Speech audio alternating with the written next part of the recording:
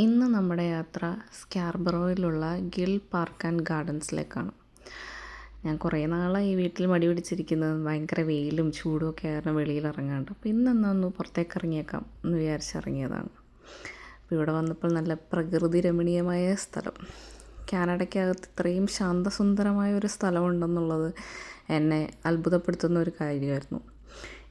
എന്ന് പറഞ്ഞാൽ guild park എന്ന് പറയുന്നത് പണ്ടത്തെ ഒരു ആർട്ടിസ്റ്റിക് കോളനി ആയിരുന്നു.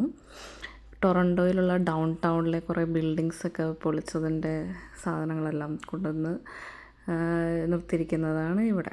അത് വളരെ നല്ല സ്ഥലമാണ്, നല്ല ഭംഗിയാണ് കാണാൻ. ഇതെന്ന് പറയുന്നത് ഗ്രീക്ക് സ്റ്റേഡിയമാണ്. ഇവിടെ കുറേ എങ്ങോട്ട് തിരിച്ചാലും നല്ല വിഷ്വൽസ് കിട്ടുന്ന നല്ലൊരു സ്ഥലം. വലിയ ജനത്തിരക്കൊന്നുമില്ല. പിന്നെ ഞാൻ കുറച്ചും കൂടി നടന്നു കഴിഞ്ഞപ്പോൾ വളരെ നിഗൂഢമായ ഒരു വനം. ഇതിനകത്തേക്കൊന്നും നമുക്ക് കയറാൻ പറ്റത്തില്ല കേട്ടോ, എല്ലാം ബ്ലോക്ക് ചെയ്ത് വെച്ചിരിക്കുക. നമുക്കിതിലിങ്ങനെ ചുമ്മാ ആടിപ്പാടി നടക്കാം.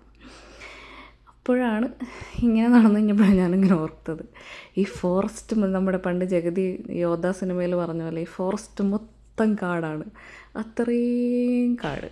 പക്ഷെ നല്ല രസമായിരുന്നു, നല്ല തണുപ്പും ചെറിയൊരു തണുപ്പും നല്ല ഭംഗിയുള്ള സ്ഥലം. ഇതാണ് ലേക്ക് ഒണ്ടാരിയോ. ഞാനിത് കാണാൻ വേണ്ടി ഈ പാർക്ക് ഫുൾ ചുറ്റി നടന്നു. പക്ഷേ ഇതിനകത്തേക്ക് കയറാൻ പറ്റത്തില്ല. നമ്മൾ കയറിക്കഴിഞ്ഞാൽ $5,000 ഫൈൻ. ഇത് പിന്നെ എന്താണെന്ന് എനിക്ക് മനസ്സിലായില്ല കേട്ടോ, പക്ഷെ നല്ല രസമുണ്ട്. അത് കാരണം ഞാൻ അതിൻ്റെ വീഡിയോ എടുത്ത് വെച്ചതാണ്. അപ്പോൾ താങ്ക് യു ഫോർ വാച്ചിങ്.